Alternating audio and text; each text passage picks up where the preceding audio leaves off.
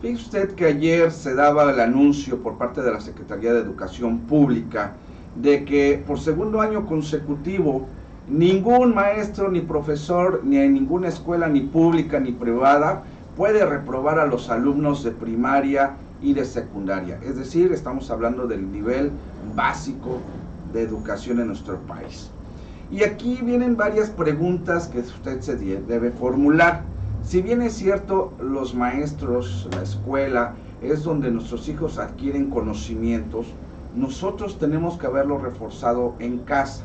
Ya sabe usted, la educación tradicional antes de la pandemia era: tú vas a la escuela, alumnos, llegan a casa, los papás reforzaban las tareas o vigilaban al menos que hicieran la tarea, y con eso el niño se iba preparando, y que de manera regular los maestros aplicaban exámenes para saber cuál era el proceso de aprendizaje de los niños.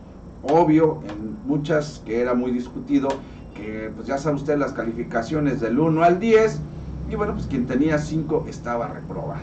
Hoy en día sabemos que este tipo de educación que tuvimos en el pasado, pues se presume que fue mucho mejor que la actual. No queremos entrar en la discusión si los maestros, si los padres de familia, si la educación o formación en casa. Lo que sí es cierto es que el nivel educativo de México, y esto lo dice la UNESCO, lo dicen varias organizaciones internacionales, no estamos al nivel de los países, al menos en vía de desarrollo. Ya no hablemos de los países desarrollados, de los países en vías de desarrollo. Y que bueno, esto ha traído en consecuencia que se cambien los libros de texto, de que los métodos para enseñar vayan también avanzando, que los profesionistas que están frente a grupo tengan otras técnicas. Lo cierto que es en este experimentar, pues hemos visto que muchos niños que luego se convierten en jóvenes y luego en adultos, y obviamente muchos esperemos sean profesionistas, híjole, tan solo ver cómo redactan, nos damos cuenta de que a veces pues en la escuela la pasaron de largo, ¿no? Hablo de las nuevas generaciones, que repito, no hay que generalizar, ni tampoco todos los maestros son malos, ni muchos alumnos pues no están. Mire, tenemos 3 puntos a considerar: la sobrepoblación en las escuelas. ¿Cuántas escuelas públicas? Usted recordará que iba a la escuela y encontraba 24, 25 alumnos. Hoy en día son hasta 40 en un grupo. 2, las cuestiones tecnológicas. ¿En cuántas escuelas públicas se encuentra realmente?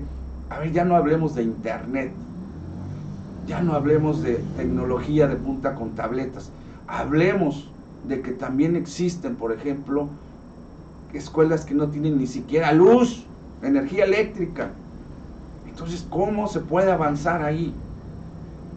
Y el tercer punto es el aprovechamiento que puedan tener nuestros alumnos derivado de las altas horas que se pasan frente a un televisor, frente a una computadora, frente al celular, sin la vigilancia de papá. Hay que recordar que hay muchas familias que tenemos que trabajar papá y mamá, y ya no podemos vigilar a nuestros hijos. A veces lo dejamos a la abuelita, pero la abuelita ya no da su capacidad, y no porque no pueda, sino porque no está actualizada a las computadoras y a todo esto, ¿no? Digo, puede haber rigor, pero pues el chamaco ya sabe usted, quiere siempre brincar al abuelito, al tío, y no hay vigilancia. Bueno, si partimos de esto antes de la pandemia, agréguele usted que se vino un ciclo donde los chicos tenían que estar frente a un televisor por horas, que a veces ni los propios maestros se ponían de acuerdo y no podían avanzar por cuestiones de que no todos los maestros le entendieran la tecnología, y no todos los alumnos y padres de familia podían accesar a este tipo de educación. Se intentó hacerlo, y me dio mucho gusto que hubiera canales alternos a los que nos vemos comercialmente en la televisión habitual para poder enseñar.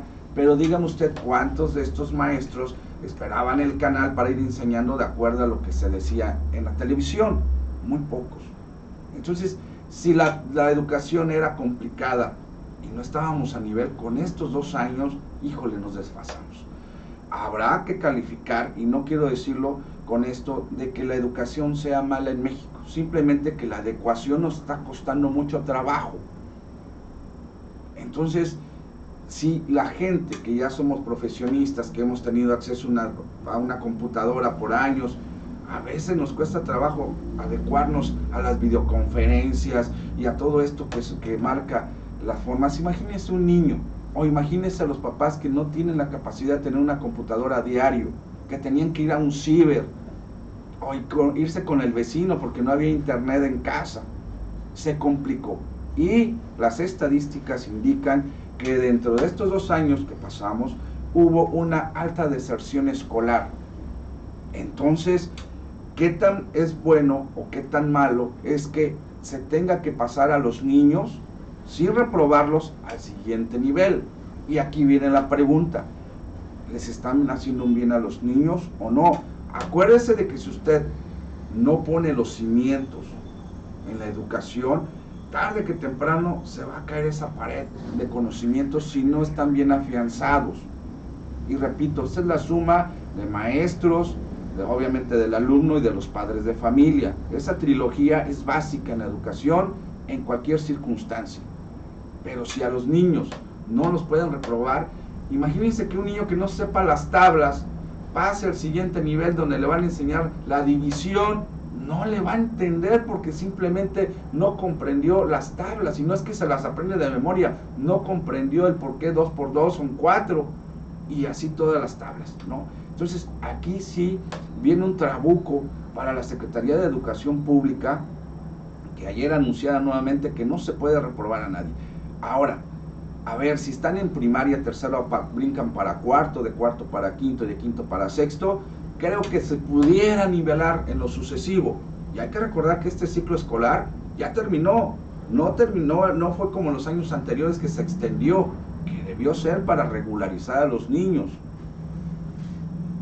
Pero, ¿qué pasa cuando van de sexto a primero de secundaria o de tercero de secundaria a preparatoria?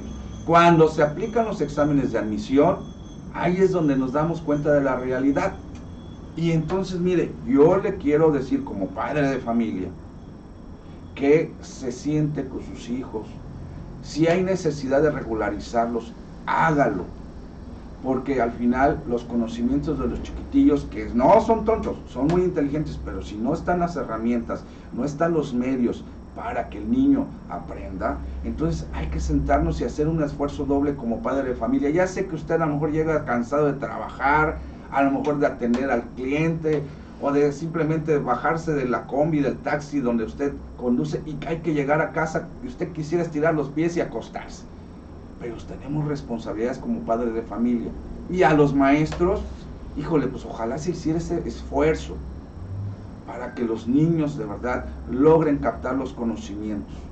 Son básicos, es fundamental e indispensable para el crecimiento de nuestra sociedad. Y ojo, estoy hablando de conocimientos, no de educación. La educación se da en casa, ¿no? Los valores, la ética, lo que usted quiera. Pero hablo de conocimientos. Si un chico no tiene los conocimientos, le va a ser muy difícil continuar en su proceso de formación educativa. Entonces, por favor, tenemos que hacer un esfuerzo para que esta circunstancia se mejore. Repito, la Secretaría de Educación Pública dijo, no se puede reprobar. Si el niño tiene 5, se le va a poner 6, pero el niño pasa.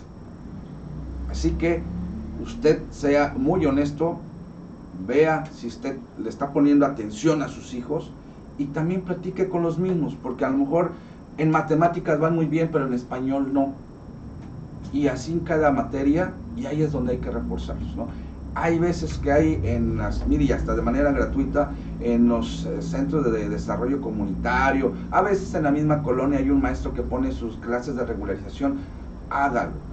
De verdad, es importante que nuestros niños adquieran esos conocimientos. Si no, cuando pasen de año o de primaria a secundaria o de secundaria a prepa, no van a surtir mucho efecto lo más que le puedan enseñar en los otros niveles. ¿Por qué? Porque no lleva las bases. Así que ahí le dejo a usted esta reflexión. Ojalá usted pueda tener esa relación con sus hijos y que haya también una buena relación con el maestro y que sea honesto, ¿no? ¿Sabe qué? Nos faltó esto del programa, ¿lo pueden reforzar en casa? Adelante. He visto maestros que a pesar de que ya van a entrar a vacaciones, siguen trabajando con los chicos. Hay otros que de plano les vale, ¿no? Pero también depende mucho del papá y también va a depender mucho del chiquitillo. Y aquí no sirve eso de que no, es que el niño no aprende, no, pues hay que apoyarlo. Porque imagínense, ¿no? Así que gracias por su opinión, ahí la dejamos en este comentario.